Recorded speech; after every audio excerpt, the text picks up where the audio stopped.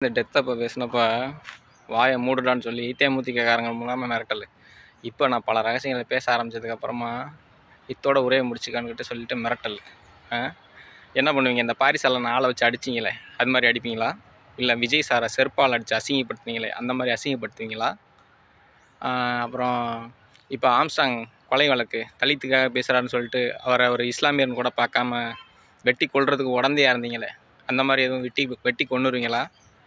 இல்லை அந்த வாதாடக்கூடிய வக்கீலுக்கு கொலை மிரட்டல்கள்லாம் விடுறீங்களே அந்த மாதிரியெல்லாம் ஏதாவது பண்ணுவீங்களா? இல்லை வெளிப்படையாக பேசுகிறாருன்னா மிரட்டுறாருன்னா கொஞ்சம் வெளிப்படையாக மிரட்டுங்களே. ஏன் சும்மா கமுக்கமாக ஒளிஞ்சிக்கிட்டு முக்காடு போட்டுக்கிட்டு வேஷம் கலைஞ்சு போச்சு.